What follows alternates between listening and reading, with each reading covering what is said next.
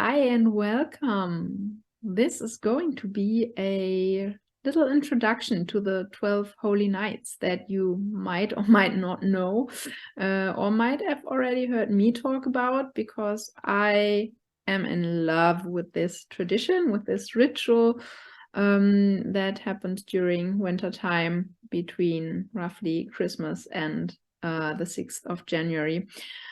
But yeah, I've personally been celebrating them for the past 5 or 6, 7 years, so quite a while. And I love to use this time to get some rest, to get inward. I don't know if you've ever had this feeling. I had that like once Christmas is over, there is kind of this suspended feeling because the old year has not quite finished, but the new year isn't there yet. And it's this like nothing seems to be moving. And yeah, of course, we are programmed that everything needs to be moving forward all the time. And there is this sense in the air of magic and mystery. There might be like fog in the air. The world might be covered in snow where you live, and then like everything is muffled anyway, all the noises. And yeah, it's just a really beautiful ritual to close the old year and make room for the new and invite it in. Now, for a moment, imagine, and if you like, close your eyes for that, or just do it with eyes open. But imagine a few hundred years ago, 200-300 years ago, you are sitting in a hut made of wood with your family huddled together. There may be a fireplace where you can warm yourselves. Maybe the hut doesn't even have windows to keep out the cold. Storms are howling outside. There's a lot of noise and uproar, and you know the wild hunt is out. You may even in that wind hear some sounds of horses, dogs barking, whips lashing, maybe even a horn being blown. And you know Odin, the father, the all-father in the Nordic traditions, is out with his hunt, with the lost souls roaming the lands.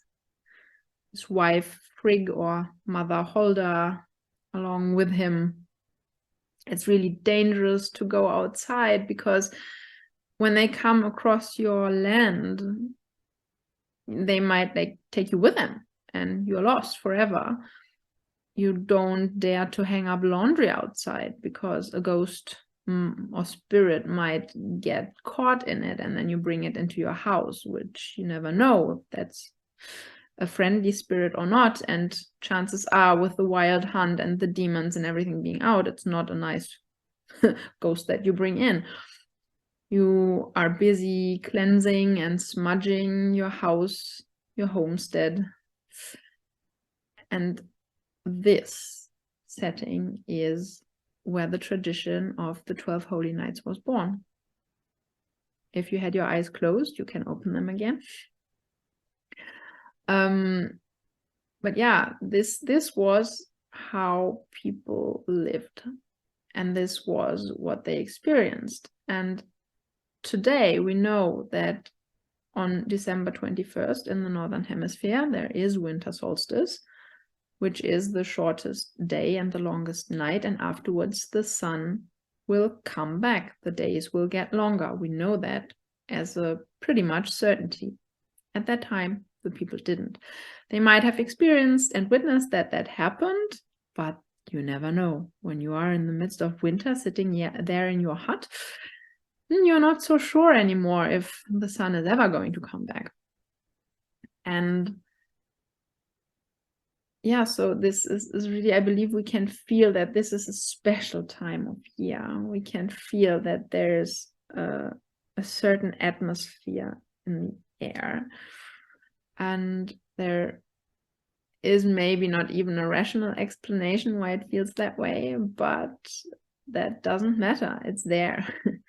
Now, regarding this term, the 12 holy nights, that's what I called them when I looked it up on the internet, because it's originally a tradition that's more from like southern Germany, Austria, and it's called Rauhnächte. And I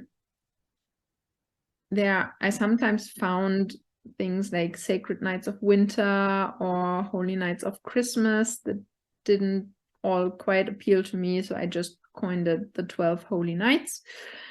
And the German term is actually really interesting because it's not fixed where it comes from. There are different ideas of where Rauhnächte might come from, and one is that Rau means rough.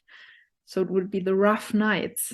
And hey, yes, winter at that time, at least, that can be really rough outside. It could also be coming from Rauch or Räuchern, meaning smoke or smudging, because as I shared in that little introduction, people would go around their house and their farm and smudge everything to cleanse energetically. It could also be a Middle High German term, Ruch, which means hairy. And since it's said that demons and ghosts from the other world are roaming the land at that time, that's another possibility of where this name might have originated. I just love when there is no like fixed certain thing and there is this mystery around it all. But what it is it's a time in between the years. And I mean, literally, but it also feels, as I said in the beginning, to me, it has always felt like I'm kind of suspended in air. And the term in between the years is coined because at that time where this tradition was born, people used the lunar calendar. They went with the moon. And now we do have our Gregorian calendar that goes with the sun. It's a solar calendar. And our calendar has 365 days. Now, when you take a moon calendar, the moon month is approximately 29.5 days long. So if you add that up times 12, it's 354, and there is a difference of 11 days and 12 nights in between, and that's the 12 holy nights. It's literally a time in between the years. And it's said that during that time, the law of nature are suspended. The veil to the other world is thin, hence the wild hunt and the demons and lost souls can all cross over and come into our world. It is also a time where we can maybe already get a glimpse of what's to come in our future in next year. And we can definitely feel an energetic influence of the world around us and the spirits, and I mean, whatever your belief system, but like this deeper spiritual connection. Yeah, so why do I personally love this tradition so much? For one, it is the essence of cyclical living. It's part of my cyclical living rhythm. And for me, cyclical living is not just my personal cycle. It is as much that as it is nature cycles, as it is the year cycle, as it is being conscious about the cycles that we go through in a life. And this practice is part of my yearly cycle when here in the Northern Hemisphere, we've got the darkest, lowest point that we can get to, even within our psyche. The outside world represents also what's happening for us within. And for me, this attuning to this inside world, but also this time is for introspection and for calming down. And so where the patriarchal consumerist structures around us want to push us to move forward, to get higher, faster, better all the time, progress. This is a revolution in itself. It's the revolution I'm on, the quiet revolution, where we go, wait a moment, I need a pause right now. I need to reflect and root down again so I can grow up. That's what trees need to do too. They need to root down first, otherwise they can't grow up. And this is the exact ideal time for that, also because, like, as I said, winter solstice is around the corner, and this is the lowest point we can get, the most inwardly attuned we get. And of course, menstruators and women do get there every month. But that's another story, not for today. But this is a point where it's really great to be used for letting go, for releasing, for looking at, hey, what's working in my life and what isn't? What do I want to let go of so I can make room for something new? Because you know, that glass of water that's already filled to the brim, you can't put more water in. You first have to pour something out. It's the same. And this is an ideal time to let go and make room and like plant the seed of what you want to invite in for next year. And also the 12 Holy Nights do that in a more feminine yin way. So not with like having a clear structure or goal afterwards, but more this intention about what experiences would I like to have in the coming year? What milestones do I want to experience? Versus that's a goal I need to achieve and I need to push myself until I get there, because I guarantee you, if you push yourself to get to a certain goal, you will not enjoy the goal, because the whole way, the whole journey towards that goal has been so damn exhausting. So this is a more like feminine inspired, yin inspired way of releasing and opening up. And that ties into a very important concept for the 12 Holy Nights, which is don't turn the wheels. Like at that time that I just described, where the tradition was born, people were still doing the spinning, doing the milling, like all the wheels that were turning constantly, symbolizing work. And because the veils to the other world are thin, there are the Norns on the other side, and the Norns are weaving our destiny. They have got this thread of destiny that they weave for everyone. And if we turned our wheels now, we might when we turn it, we might influence that. And who knows, we don't want to mess with the fates, right? So that's why right now is more a time to let it stand, let the wheels stand still. That might even refer to our washing machines, which are spinning as well. I do know or understand that in today's world, it might be a bit much to ask for 12 days of not doing anything in the household, for sure. But I see it more as an invitation to, at least for 3 days around Christmas and maybe New Year's Eve and New Year's, let the work be work. Don't care about it. Maybe have some foods prepared so that you don't have to cook those days, or like make stews or something from the leftovers, just so that you can have a proper rest too. If you are interested in celebrating these holy nights, it might be first also good to know when we actually celebrate it. And again, it's not like there is a fixed definition for when to start or when to finish. As I shared, this has been celebrated in southern Germany and Austria, and the Celts and the Germanic peoples all had some kind of tradition around that. And some people like to start mid-December and finish with the winter solstice. Others like to start at winter solstice and go 12 nights from there. I personally, the way I have learned it the first time starts on December 25th, or rather like midnight from the 24th to the 25th. And I personally like to stick with that because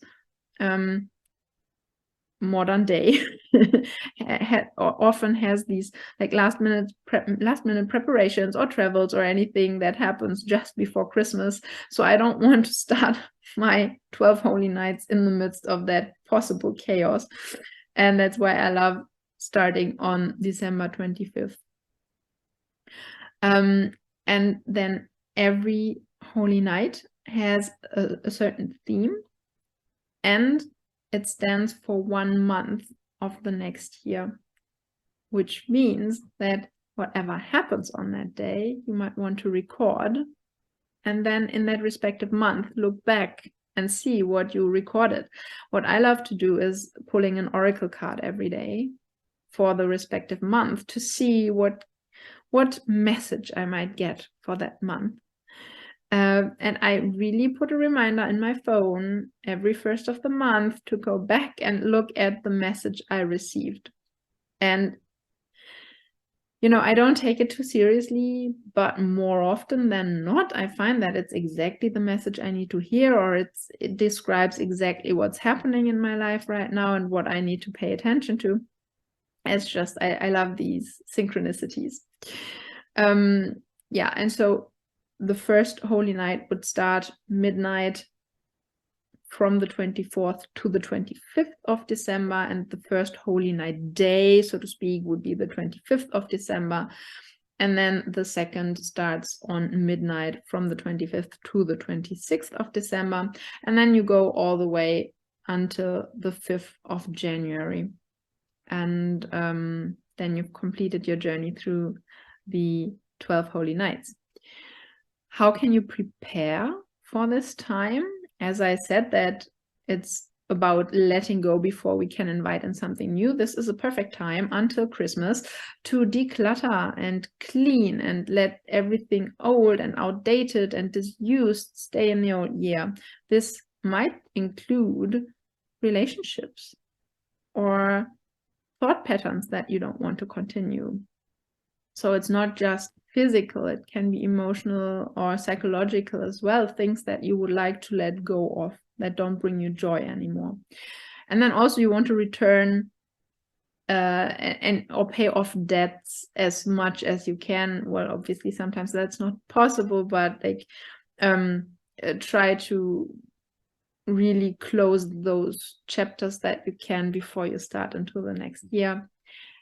And it's a time to prepare your 13 wishes, which is a really fun ritual I enjoy so much.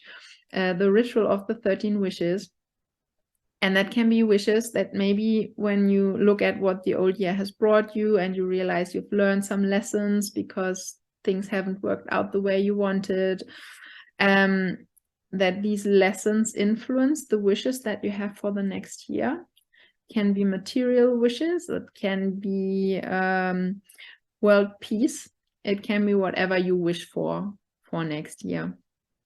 And then you write 13 wishes down on paper, each on a single piece of paper, and you fold these pieces of paper, and then you put them all into an envelope or into a bowl or somewhere where you can pull from. And then on every 12 holy night or 12 holy night days, so throughout December 25th, for example, for the first one, you pull one of these pieces of paper out. You don't look at it, you just burn it with a candle. And And you imagine how the smoke is transferred into the universe, because the universe is going to take care of that wish for you. And as we just have 12 nights, on the 13th, there is one wish left. And that's the one you will have to take care of next year. And I just love this. It's always so fun to like imagine, oh, which one do I want to stay left over for me, or which do I not want to have left over for me? Oh, please let me pick the one that I don't want. It's really fun, I find. And yeah, I hope you will enjoy it if you feel inclined to celebrate that now. If you want some more support around that, I do offer a course with it, an email course, which is a very simple one, because I, like in today's time, we can easily feel overwhelmed with everything that's happening. So this course is designed so that you can do it in 5 minutes a day if you don't have or don't want to have more time for that. Or you can spend 2 hours with it. There's enough material in there. So what you will receive 1 email a day for these 12 holy nights, always with a theme of that holy night, with a bit of background, with a ritual or a custom you might want to do on that day, and a few journaling questions. And you can just pick and choose whatever feels juicy for you. And if it's just sitting in front of a candle for a minute pondering on these questions and then burning your wish, totally fine. You do you. This is not to put more pressure on you. And we will also meet 3 times over these 12 holy nights. Or rather, we begin a little before for a winter solstice ceremony to really get us in touch with what we wish for this time and for next year. And we will have a sharing circle in between to, yeah, it's just nice to be witnessed and to have somebody to talk about these things that are going through our mind when we do these introspective practices. And then in the end, we will meet for a closing ceremony. And we are going to open our 13th wish together, which is always really fun, especially if people share. And yeah, so you can be completely wrapped into this nice little cocoon of the 12 holy nights with us on this journey. I would love to have you. You will find the link in the show notes. It's yeah, as I said, I guess you know by now, I really love this tradition. It has so much, it's so sacred. It's so personal. It helps me to get into connection with myself and to stop, pause from all this continue progress, forward movement, but really recenter and look at, okay, where am I at? What's happening in my life that I would like to have work differently? What do I need to let go of to make that happen? What support might I want to get into my life to live it in a way that feels more true to me? And if you want to be supported on that journey, come with us. I would be so delighted to have you on that journey. You will find the links below. And for right now, I wish you a beautiful day. Much love.